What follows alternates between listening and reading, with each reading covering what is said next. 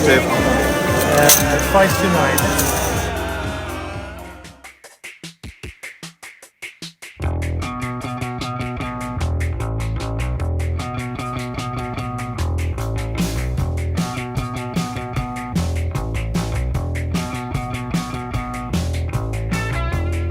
Have passed, but you're still charming. Rose falling and exploding. You can't save the world on your own, I guess. Don't send me it.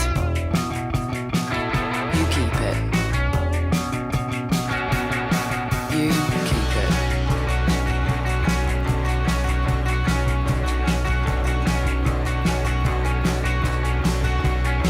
You keep it. Weak arms can't open the door, can't food cancel. It'll be okay, I just need to be weird and hide for a bit and eat an old sandwich from my bag. I've come here to make a ceramic shoe and I've come to smash what you made. I've come to learn how to mingle, I've come to learn how to dance. I've come to join the knitting circle. Come to hand weave my own bunk bed ladder in a few short sessions. It's a Tokyo bouncy ball, it's an Oslo bouncy ball, it's a Rio de Janeiro bouncy ball. Filter, I love these mighty oaks, don't you? Do everything and feel nothing. Wristband, theme park, scratch card, lanyard. Do everything, feel nothing. Do everything and feel nothing.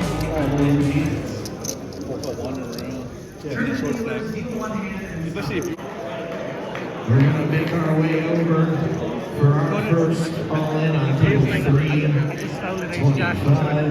Compulsory open. I'm enjoying now. I had a 4 out of 5 shot to get them through.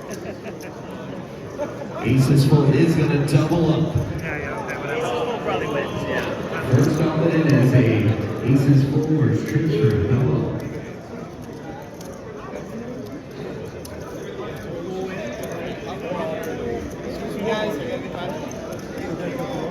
We're on 311 over the door. We are all in pre-flop. I have player at risk. We're going to see what he has. Ace Jack versus Ace King. Ace Jack is at risk. Ace King versus Ace Jack. We flop the flush draw with the Ace Jack. We have the 8, 9, 6. Ace Jack looking for a spade or a jack. And the turn. 4 of clubs on the turn. Still needs a spade or a jack to double.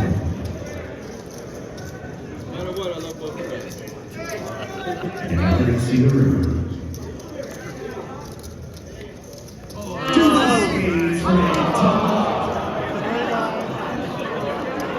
Hold on, we still have 2 more tables with all-ins. 2 tables remain. All right.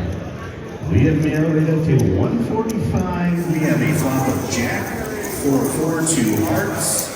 We're going to see aces with ace of hearts versus Jacks full. Aces at risk. You will need to find an ace to stay alive. Jack's full versus pocket full heart. Jack's full versus pocket aces. Looking for an ace. 7 on the turn. We are going to the river. Looking in. Ace to survive. 10 of hearts. That is going to be 1 elimination. This is the last all-in and a call.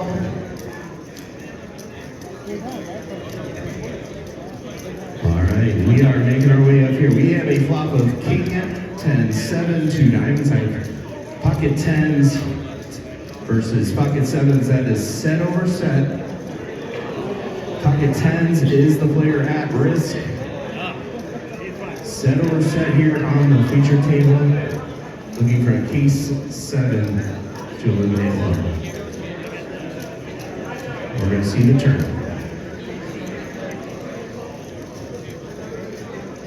Ace of clubs. Only a 7 will do. All right, we're going to see that last card. 3 of spades. We have definitely a double up, but I do have one announcement for you all. Congratulations. We have 481 players that last hand. We lost one. We broke that bubble. 480 remaining. You are now in the money. Okay guys, so we are just back from our day 2 downstairs in the Wynn, in the Encore really, and well, we both bagged. We both made day 3 now, and we both bagged an in the money stack. They decided, we got into the money sort of half an hour before the end of the day. They decided that was the end of the day. They let us all go off. There was no big sort of effort to bust loads of people right there at the end. They just said everyone go home. And I suppose like pros and cons of that, but it was good overall to be able to do it. I feel like the main pro for them was that they didn't have to have the cash out staff waiting there. Oh, that's exactly what it was. Oh, very clever. Oh yeah, now we're on to them. Yeah, so back we go tomorrow. There'll obviously be a lot of quick bust outs. People like me who hung on grimly at the end. I've only got, I think, maybe 14 bigs for tomorrow. So yeah, a bit of a frustrating day. Story of my main event so far: really good day 1, real smooth sailing. 100k starting stack, got up to 530 by the end of the day. Really didn't play any big pots, to be honest. I had to go to showdown a couple of times in all-in stuff, but it was always for a small part of my stack and maybe all of the other persons, and they went well when they did happen. I bagged up, yeah, nice stack, but today was not the same. I went from 530 very quickly down to 300, got back to about 4 something, and then just sort of withered from there down to where I am. Didn't really pick up too many hands, if I'm honest. Darry, your day was explosive yesterday right out of the gate. Yeah, my day 1 was completely different from yours. Lots of big pots. I was all in the second level, I think. I had a difficult spot on the river where I had to decide whether to call or not, or sorry, on the turn for all my chips. Thankfully I was good when I called. Tell that hand, because that's quite a good hand. It was an ace's hand, and it's actually an interesting one. Yeah, I opened aces from the hijack, I think, and the button and small blind both called, and now I'm already thinking, oh, this could get messy now, because the big blind's probably coming in too. But the big blind squeezed, which obviously was great news for me. So I think he bumped it up to 7,300. Starting stack is 100,000, so I make it 18,000. Trying to get the stack to pot ratio right, basically. If he calls, we had both chipped up a bit, so when he called, the other two folded. Stack to pot ratio was about 3, so I can pretty much go with it on most flops. The flop came Queen 10x with 2 clubs, and he checked, and I bet small because it's a 4-bet pot, and he check raised me, and I was thinking, well, this could be queens, obviously. Yeah. Could even be 10s some of the time. Could be ace king, where maybe he's got ace king suited, so he's got flush draw, 2 overs, and the gut shot. Yeah, importantly, you had 2 different aces, so that was a possibility. So that was a possibility for sure. So I decided, okay, well, I'm not folding aces yet, so I called, and then the turn was a brick, and he just shoved, and it really.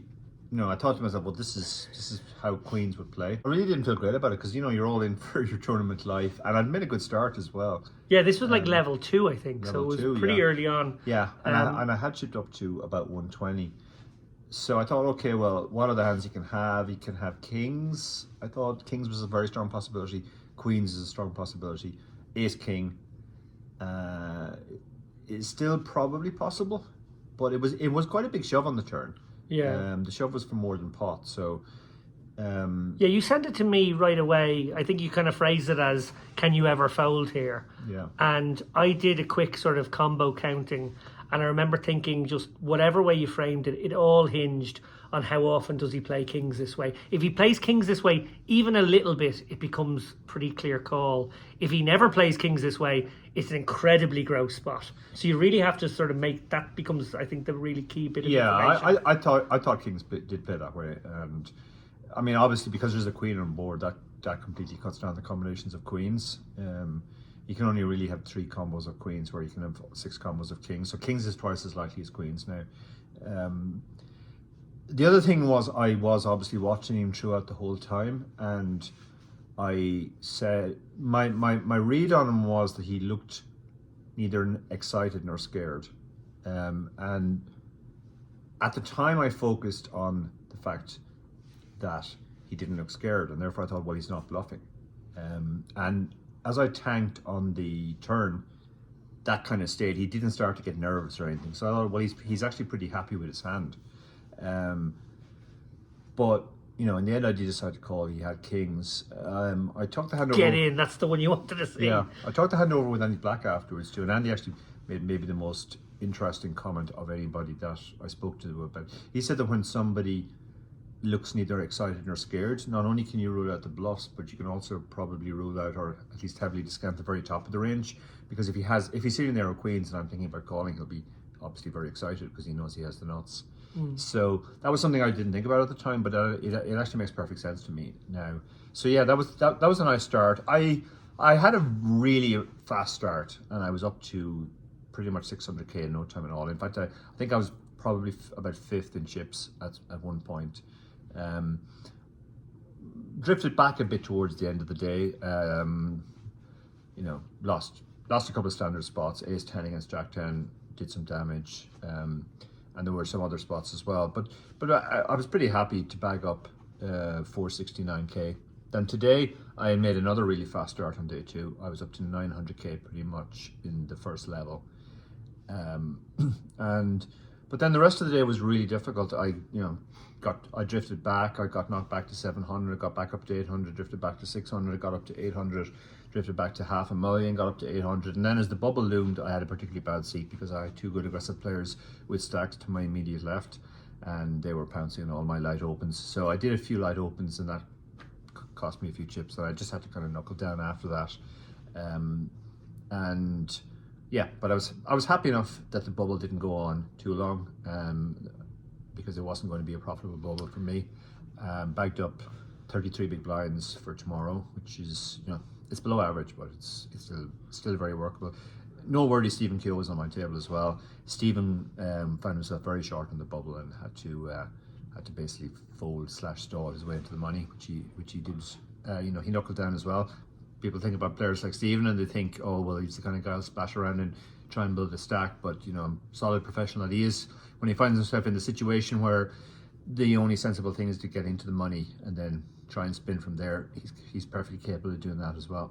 Yeah, he obviously had a great run in this particular tournament last year.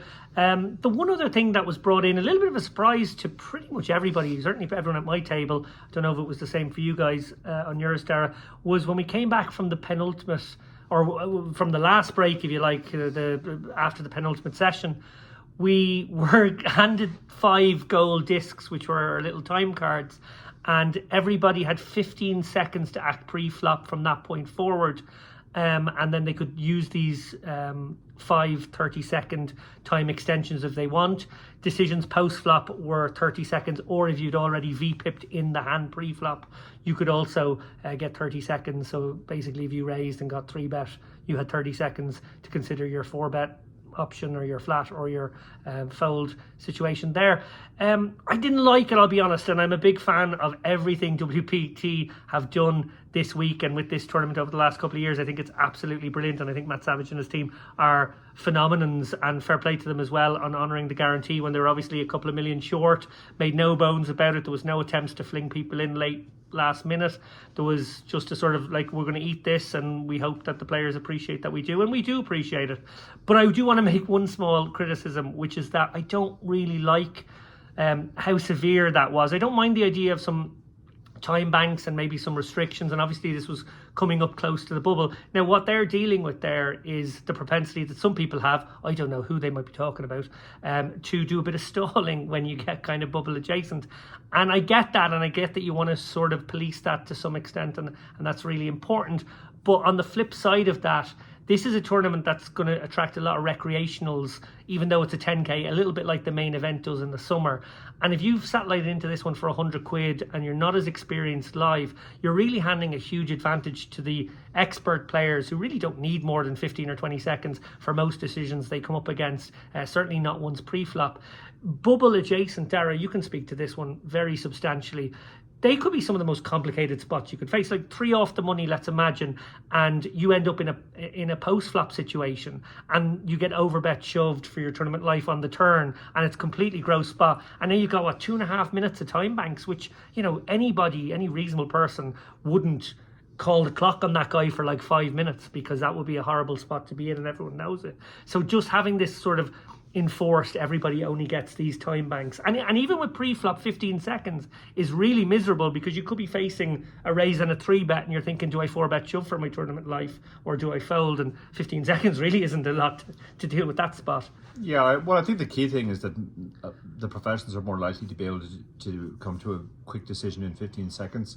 They've studied more pre-flop charts, etc., etc., so they kind of know their pre-flop ranges. But the recreationals are not really in the same boat. There was a lot of guys like raising because they had a good hand, and then they got 3-bet, and now they weren't sure what they were supposed to do because they still had a good hand, and they suspected the guy might be at it, and they wanted to take time to think at it and maybe look at the guy and try and get a read, and they weren't able to do any of that really.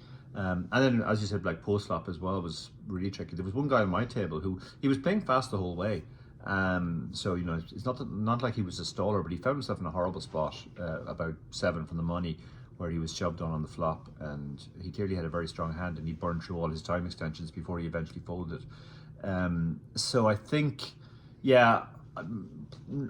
I also, at least on my table, it didn't necessarily achieve what it wanted to achieve. My table was playing super fast. I mean, we talked at the previous break, and I think you said that your table had only played 20 hands maybe, and in the same time my table had played 50 hands. Yeah, not quite that much, but yeah, I think we played maybe 28 in the time you played, 28. like 40 something. No, we had played 50. I did the maths afterwards. We basically played 6 orbits plus 2 hands. So, and then. So like our table was playing fast, and if I think it slowed down a little bit, because now people were conscious of the time and people were taking their full 15 seconds pre-flop, whereas before they were just pitching their cards if they had no decision. Because I think that's what actually happens there, is that you look down on a hand like, let's say, ace jack in mid position. You just open it. You don't take any time over. You just know that's an open you go. But now you're more inclined to go, well, I'm opening it, but what am I going to do if he shoves? And what am I going to do if he flats and he squeezes? And so you think, I better use the 10 or 15 seconds now immediately before I even make the initial raise to factor in those things that may not even happen, but you just know you don't have time to do it later. Yeah, absolutely, and it was clear that the professionals at the table were much more comfortable in the situation. It felt a bit like the difference between classic chess and speed chess. Oh, interesting. Where you have people who are not particularly good at chess, but they're very good at speed chess because they can make decisions quick. And I think in this situation, it very much favors professionals and also online players who are used to making very quick decisions as well. But I can understand why the WPT have brought this in, because they obviously heard that you were coming. But I mean, I'm pretty. We're not necessarily going to go into it today, but it's fair to say David came up with some strategies to exploit even this new situation. Well, what I realised was, okay, I'm going to confess to one, because I wasn't really, because I do like a little bit of a bit of thinking time when we're bubble adjacent like this, and I was short, so I was trying to get there. I'm not going to lie. But so what I realised was, if you pump faked your dealer that you were going to fold after like 7 seconds, and she would hit her button to put the 15, and then you didn't actually fold. Yeah. I started pump faking the dealer, and I got away with it twice, and then she realised what I was doing. So she was unpump fakeable after that. Yeah. But then we got a new dealer, so I gave it a go again. Yeah, our dealer was unpump fakeable. She was completely on top of the ball. After you told me this trick, just to see if it would work, I tried it, and she was like, "No, I'm not having that, mate. The cards have to hit the muck before I'm hitting the reset button." Yeah, I also tried to make the point that on the little iPad thing, when you got down to 10 seconds, it started flashing, but it didn't flash in sequence to 1 second. It flashed sort of out of sequence. So sometimes the numbers would vanish altogether. And I was like, hang on a minute, if the number's not even on screen, how can we see when it's actually happening? And I tried to get into a sort of metaphysical argument with the floor. while we were obviously using some time up. Yeah, I'm not sure. I don't think our iPad had that issue because you did send me a message saying It was that blinky. this Our one was blinky. This was a possible exploit, but I was looking at ours and the numbers were clearly visible at all times. Well, what we know now is I am absolutely shameless. Obviously, sorry, Matt Savage. But I'm sort of like one of those guys that you hire to try and hack your system and figure out if there is any ways. Yeah.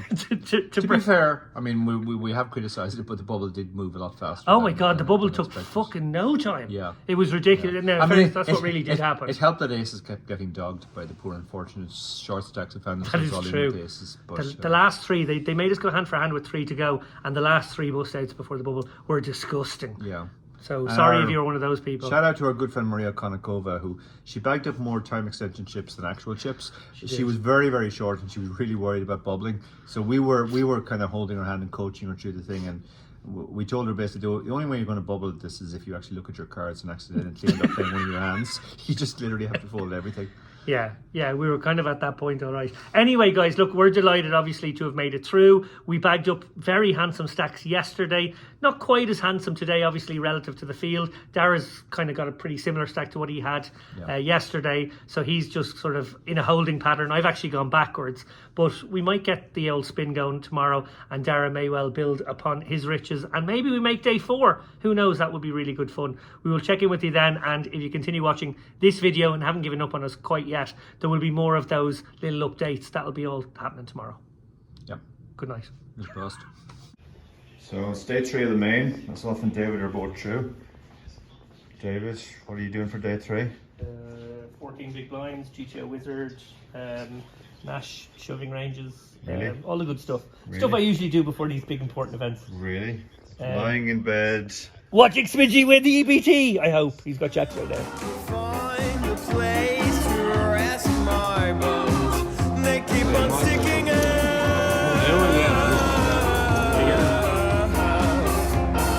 Take my skin and hang it in the garden. Scrub it hard till the water wants clean. Take my brain and put it in a bottle. Wash away the clouds out from where. Queen. Nice hand. Smidgy, epic heads up. Jokey, comfort eating. Me comfort eating. See a chip count after every single hand, but we're definitely gonna take a look at one. We both bust, by the way. Break. It's not been that much fun. We are still rooting for Smidgy, obviously, but our dreams have been well and truly crushed. Down to What happened in your hand there? big blinds, and I, then to find the double. 3-bet Kurganov open, Second to ace last king. hand He called for 10s. this break. Equal Run five, out this 9 match deuce would have deuce been over in the flush first draw. level or two King on the turn for me. Ooh. Kite came in There's roughly with pot like size left on the river. He shoves into me. 50% of the chips in When a play. 10 of diamonds rolls off, I have the ace of diamonds, so I don't think he can ever have a flush. So I call, and he's got 10s for the river set. Absolute bastard. Boo, damn you, Kurganov. I had a very short stack day. Can I even get myself into frame here? I had a very short stack day. Got a shove through each orbit, which was like good for just keeping my head above water. Blinds went up, got a shove through again. Then I didn't get a shove through in an orbit. I had ace jack against ace 8 hold, which got me back to where I'd been at basically the start of the day. And then I got another spot with ace 3 in the hijack. Ace jack woke up in the big blind, and that was the end of me. So we're back in the room now. Short day 3s for both of us, unfortunately. Dara got the min cash. I got just a couple of tiny ladders above the min cash. Managed to cockroach away for a couple of orbits. And now it's just all about Smidgy winning £1 million. Don't jinx it with the premature celebrations. There is the shove. King, lovely. King 10. That's a better than average hand. The Please have a 10. compulsory He has a 10. call. Oh my word, he's not even live. He's got 10-5. Ooh. And look, he's doing the right thing here, guys. O'Neal needs to shove it too. Keith needs to call any too. It's just the absolute dregs. Bottom. I'll stand for the first King. Stacks. King. Well, if King 10 holds, and that King. will happen, Or ace 3 queen jack. times out of 4, we have a champion here in Prague. Porrick O'Neill, champion of Europe. Well, look, it's not over yet. Well, A good observation. sensible man. doesn't quite own all of Drumlish yet. Seen No. a lot of Only a chip 74% swinging favourite. in this final table at this heads-up battle. Remember all the chop that was offered as well. 5 is not beyond John the realms fancied of himself. possibility. It is not, no. Just put a king up there. Time to run the board. Deal the flop, turn and river will decide their fate. Queen at 9-3, king high still ahead. Jack to kill it. John Kite looking for a 5. 11%.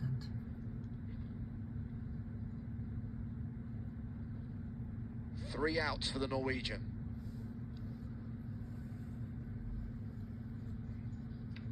Turn card is a deuce. Another Only deuce. stays alive Deuce. if the river is a 5. A nation holds its breath. O'Neill on the verge of victory.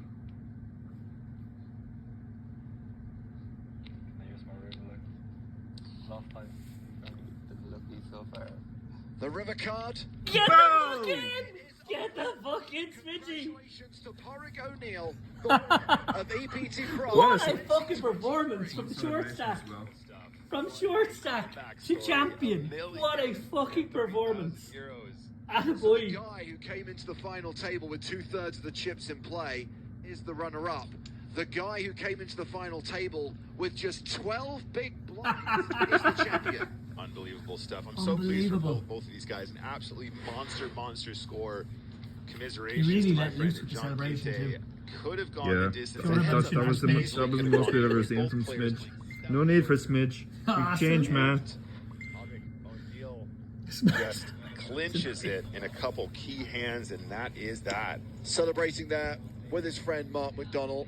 The man known as Smidge online, a very popular member of the Irish poker community. The second ever Irish EPT champion after Steve O'Dwyer. Yeah. Winning the Let's say title first. here in No Prague, offense, and that Steve. first prize of more than €1 million. Before we get to the trophy presentation, just want to ask you a couple of questions. First of all, expectations today were a lot different for everyone coming in. What were yours? I was hoping to come fourth or third at best. I didn't think I'd get heads up, and this is surreal, yeah. So it was ladder at first. At what point did it start to feel real for you? Three-handed, I thought, right, I'm winning this, yeah. And you just won €1,030,000. What are you feeling in this moment? I'm relieved the heads up is over. That's all. I'm tired. It's gonna hit in the next few days. It's going to kick in later. Now there's only one thing left to do. Toby, give this man his trophy. Let's get a big round of applause. What a man. 2023 main event champion, Porrick O'Neill. Huge congratulations to the second ever Irish EPT champion, Not having it. Porrick O'Neill. Wait a minute. First. Steve was American at the time. And he lost. How you doing, guys? So it is the morning of the side events. Darren and I obviously said there already that we busted yesterday. We just sort of took the evening off. I guess there was probably bowl comps around the town we could have looked for, but thought it was better to be fresh. I'm playing the 3K. Darren's going to play the 10K seniors event, which looks like a really good value tournament. Sort of a can't miss for him. Darren, tell us a little bit about your preparation. Yeah, well, I'm going to play the satellite, so it should be a fairly easy day for me today. I'm playing the 10K seniors high roller, as they call it. You almost said super seniors. Just, Yeah, I know. He's not super senior People yet. were calling it super seniors actually because it's a higher buy-in than normal. It's the first 10K seniors I've played, so I'm going to play satellite for today, try and get in cheaper. But either way, I'm going to fire tomorrow. Yeah, looking forward to that. I don't really know what to expect. Don't know what the numbers will be, but it's certainly interesting to play a high roller seniors. Indeed. Yeah, for me, it's a case of this is sort of the last good tournament I can play, the last kind of bigger buy-in. It's 3K because I'm leaving a day before Dara to get back to Ireland. So if this one goes wrong, I will be bowl comping all around the city, but that'll be kind of an adventure in itself, and maybe we'll get some good content out of that. One final thing I want to talk about, we sort of avoided talking about it in previous segments of this piece, mainly because we were concentrating on playing and didn't want to get too distracted. Obviously we were both in a 10K and doing quite well at the time, but this Norman Chad tweet that seems to have rocked the poker world, which, you know, I understand can be read in an ambiguous way. I think a lot of people have decided to read it in a way that, maybe paints Norman in the most snarky way.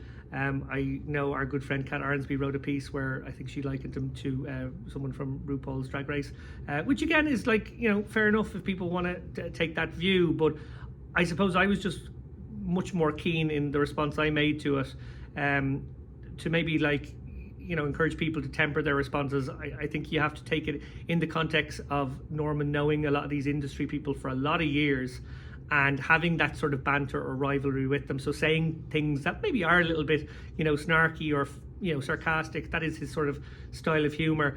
And, I think if you read the tweet in a very earnest way, it actually comes across as a very sincere hope that they build their product at WPT and are on a curve to sort of catch up with the WSOP, and fair play to them.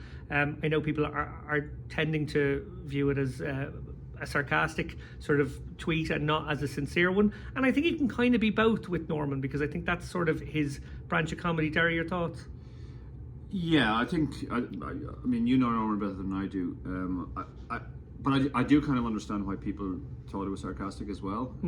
It's certainly easy to read it that way, and particularly given Norman's very sarcastic sense of humor. Yeah, I think the reference to 2004 as well. It was kind of like, well, yeah, when we were WSOP were at this level 20 years ago, so you guys have a lot of catching up to do.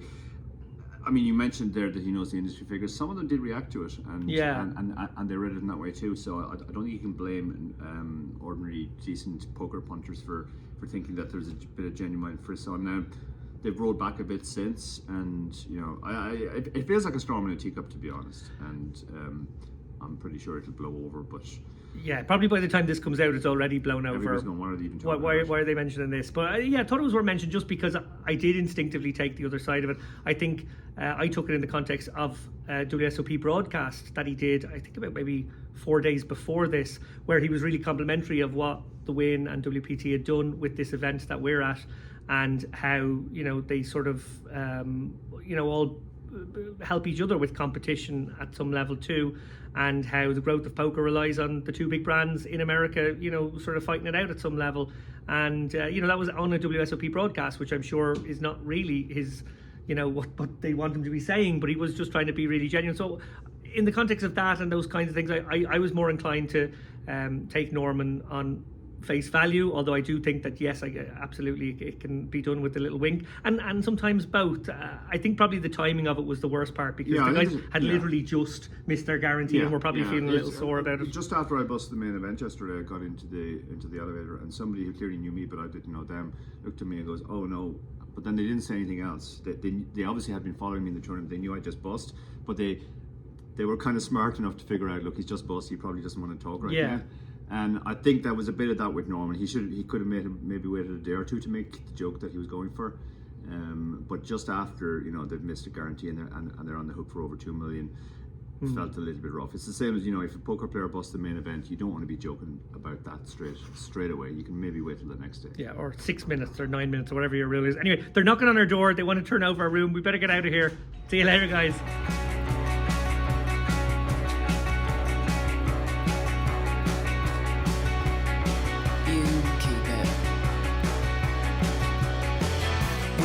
Can't open the door, can't food cancel. It'll be okay, I just need to be weird and hide for a bit and eat an old sandwich from my bag. I've come here to make a ceramic shoe, and I've come to smash what you made. I've come to learn how to mingle, I've come to learn how to dance. I've come to join the knitting circle. Come to hand weave my own bunk bed ladder in a few short sessions. It's a Tokyo bouncy ball, it's an Oslo bouncy ball, it's a Rio de Janeiro bouncy ball. Filter, I love these mighty oaks, don't you? Do everything and feel nothing. Wristband, theme park, scratch card, lanyard. Do everything, feel nothing. Do everything and feel nothing. Dad on the head, alright you big loud mouth, and thanks very much for the Twix.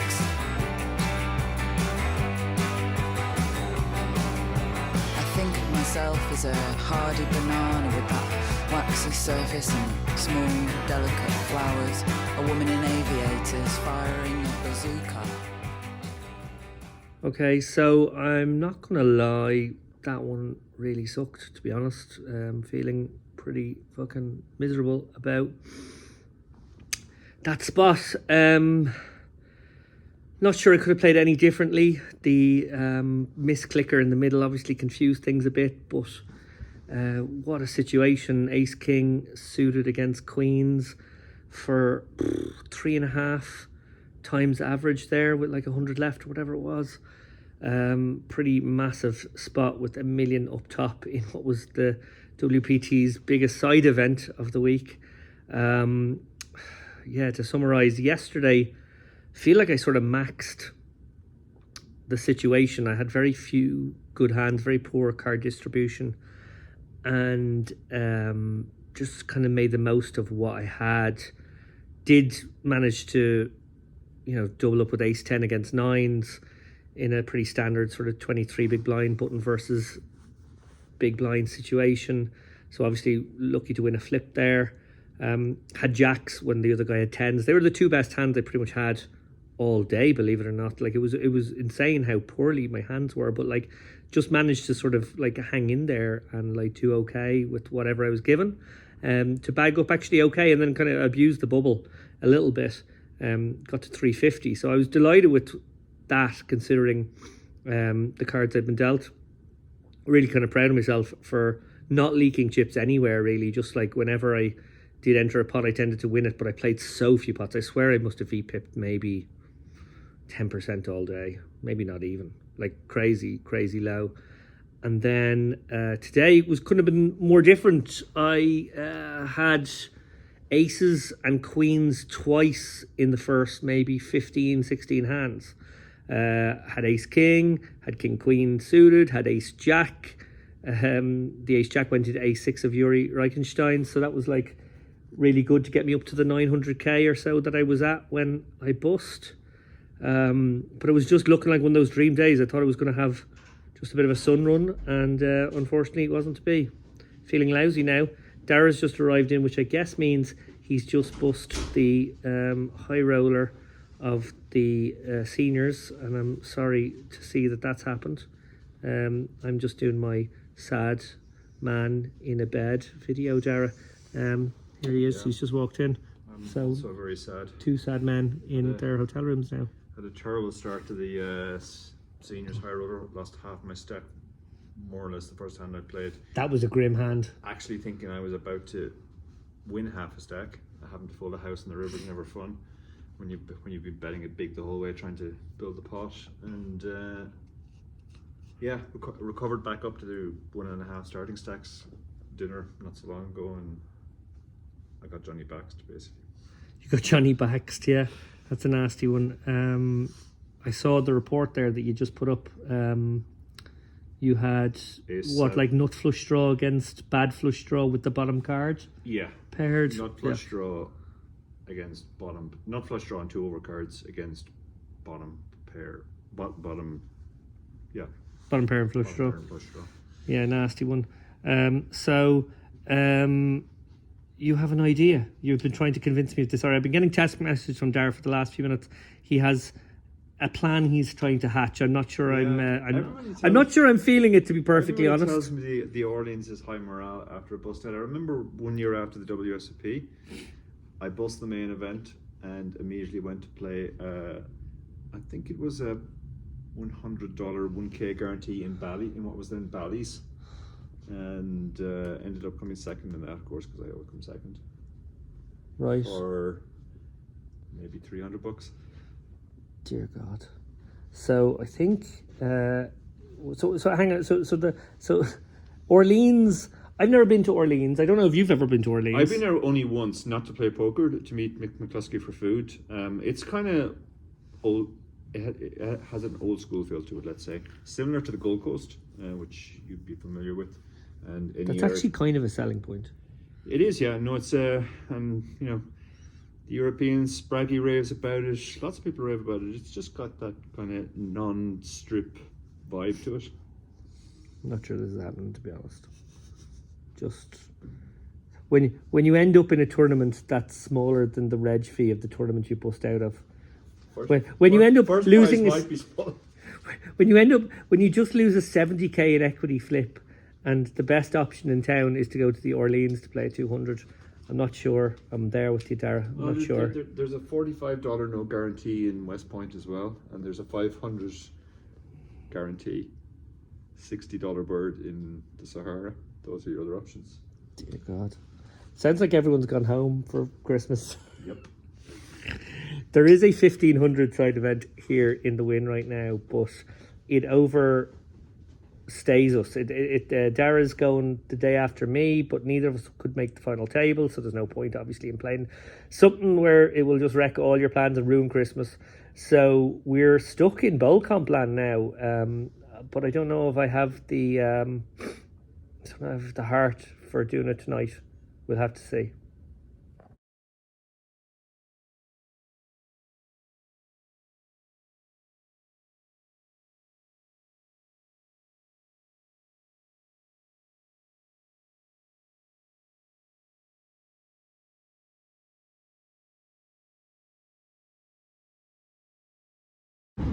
Okay, so you just saw the messages there. I guess I was convincible. It turned out Dara went to get his main event cash, started plaguing me with, messages about how great the Orleans was going to be and how it was going to be great fun, high morale. Ugh, I can't believe I used that phrase now. So we're going to walk, because fuck everything. We're going to walk 4.5 kilometers. 4.5 kilometer walk to Orleans. I've got a gammy knee, and we're gonna see where this night fucking brings us. Anyway, yay! All right, so starting to regret this decision even more. Turns out it's quite far, and obviously, as is always the case in fucking Vegas, it says 4 kilometers, but that doesn't account for the way in which they're going to make you go up and down escalators and round the block, and then you can't cross the road there, and all this fucking nonsense. Right now we're at Treasure Island. That's that kip up there, and then Palazzo's across the road. We're heading towards the Mirage. I can see that in the distance. We've got the Venetian on our left, and I think we're about maybe 10% of the way there. So this is fucking great. Why does this always happen? We're going to end up in the fucking Orleans, which is the equivalent of that bomb pot tournament we ended up in last. It's the worst thing at the end. The last thing is always the worst thing, Dara. Yeah, we might even misled right to this point, so that we particularly set to walk all the way to the Orleans and not get in. I swear to fucking God, is that actually going to happen? It might actually, will it? Might too. Yeah. Jesus Christ. We had 15 minutes wiggle room on the walk, but I think I've already used it up with my hobbling. Yeah, we wiggled into a few casinos, so it's not good. Alright, well, this might be just for your benefit, because I'm fucking damn sure it's not for mine. So apparently Donny Osmond's still a thing. This really is a weird fucking place. Not too far from Paris now, where of course Dara, that man there, beautiful shirt again by the way, and I will play our World Series, no doubt again, this coming June, July. In slightly different weather, because it is quite cold here. He is underdressed, by the way. Very chilly, very chilly. Very chilly. Dara might actually be getting a cold. Yeah. Anyway, not a huge amount of progress made, must be said. I'm not gonna lie, I was fake being tired, hamming it up for the cameras there a little while ago, but I'm actually fucking tired now. This is it's a long ass way. Okay, so we're in a car now, because well, fuck that, basically. That was going to be like 3.5 hours to get there. Didn't help when we had to suddenly climb staircases with my bad knee. Yeah, Dara took pity on me and ordered an Uber when we went inside Bellagio. And I think we'll be there in about 5 minutes, and can, hop into this illustrious bowl comp. 0.2k word. Shout out to Luke Vrabel. Come here to make a ceramic shoe, and I've come to smash what you made. I've come to learn how to mingle. I've come to learn how to dance. I've come to join a knitting circle. That's just child chat. Why don't you want oven chips now? It's a Tokyo bouncy ball, it's an Oslo bouncy ball, it's a Rio de Janeiro bouncy ball. Filter, I love these mighty oaks, don't you? Do everything and feel nothing. Wristband, theme park, scratch card, lanyard. Do everything and feel nothing. Do everything and feel nothing.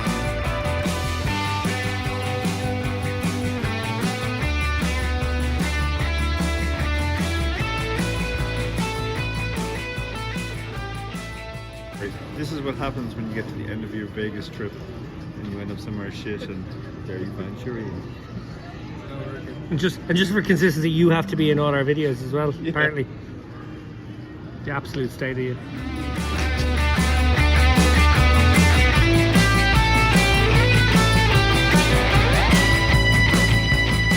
You seem really together.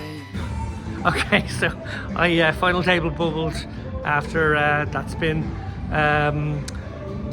What hands did the damage? Ace King against tens, lost the flip, and reshoved jacks into queens, and deservedly was eliminated for that one. Right? So now we're walking. Oh fuck, really?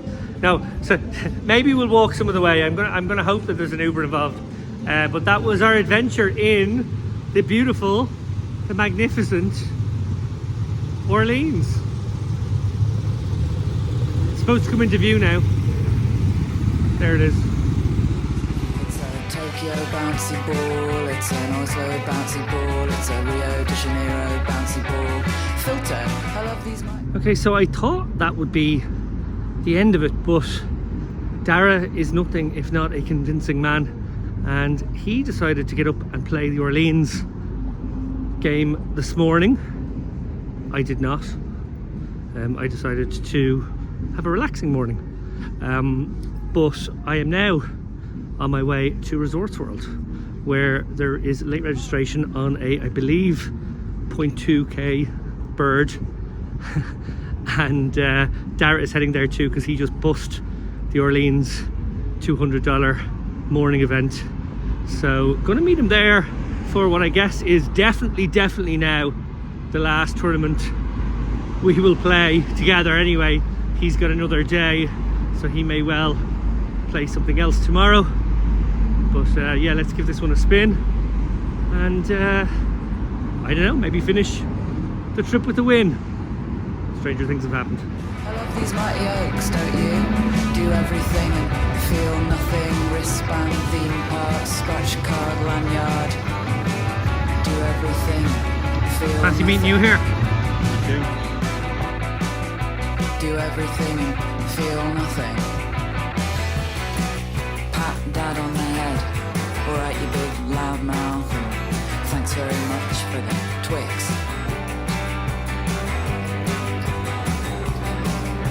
I think of myself as a hardy banana with that waxy surface and small, delicate flowers. A woman in aviators firing a bazooka. A woman in aviators firing a bazooka. I've come here to make a ceramic shoe, and I've come to smash what you made. I've come to learn how to mingle. I've come to learn how to dance. I've come to join a knitting circle. That's just child chat. Why don't you want oven chips now? Tokyo bouncy ball, it's an Oslo. Okay, so heading back over to Resorts World now. The $200 tournament did not go well for me earlier. I actually bussed second hand, but it's gone very well for Dara, who is now well in the money. In fact, he's on the final table with 5 left. Now, I, being a dutiful friend, stuck around, railed him for a bit, as he would do for me, of course. I even played some cash games and lost even more money doing that while I waited for him. But I had to eventually bail on him, bail on the rail, because I hadn't packed my bags yet, my suitcase, and I'm leaving in the morning. And I also, more importantly, hadn't gotten my cash outs, and that does tend to take a little bit of time. Always nice, obviously, to pick up some cash at the end of a festival. So I usually just store up whatever cashes I have and do it all in one go. So I did that, and now I'm wandering back across the road to Resorts World to rail him to victory, or at least that's what I presume is going to happen.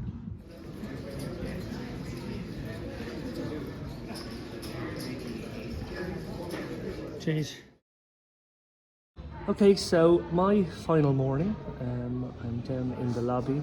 Tara's very upset to see me go. He's got a day of Vegasing on his own.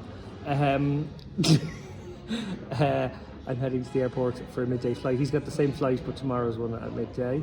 And yeah, just any final thoughts? It's been good Vegas overall. We haven't done our bollocks, which is most important. Always good. And the wind's been great, and the tournament has been amazing. This series is really going from strength to strength. I think it's going to get bigger every year, and I could definitely see it becoming the premier festival in Vegas every year, not just in the winter. Yeah, you got quite a bit of feedback from other Irish players who made the journey, who said that this was now their kind of once a year Vegas stop, that the World Series just not really doing it for them. Obviously those tournaments are great and they're big, but this one you just feel looked after. It just hits a little different, right? Absolutely, yeah. We went out last night for sushi with Turlock and Q, who famously had an awful first WSOP where they shipped him off to a COVID facility, basically, for suspected of having COVID, and he said this is absolutely his go to stop now. He's very sad to be leaving Vegas, which I never thought would be the case with yeah, right. Last time he literally couldn't wait to get on the plane early enough, but he's already looking forward to next year. I know a lot of others are. I know a lot of people that came last year and have been following all the updates, have had a real sort of I guess you can't call it FOMO, it's SOMO maybe, a sense of missing out. And I think a lot of them will be back next year as well. Yeah, they will, and I think we will as well. I can't imagine a world where I didn't make the journey for this particular stop. It's just been so good. Matt Savage makes you really feel looked after. He does that thing where he appears everywhere you go. I think there might actually be 4 Matt Savages out there in different rooms of this building. Yeah, I'm not sure which of it, but clearly he has tracking on one of our phones, because he always, he literally popped up everywhere we went. Restaurants, bars, everywhere. And it's just to explain, it's a very big facility. So huge thank you as well. I want to take this opportunity to say thanks to Eric Lush and Lance Bradley, who have made us feel like part of the media people, the media team, which is really nice. Obviously what we do here on this show is sort of media, but also sort of like we put skin in the game and we're in the mix, and we try to give inside coverage of the things that we go to, and it's nice for those guys to appreciate us and look after us so well when we come out here. They're such a friendly presence, and extraordinary event. Can't wait for next year, and I guess with that, signing off, Tara. Yep. See you next year. I'm leaving now. This is me leaving. Yeah, very slowly. This is me probably getting caught in this door.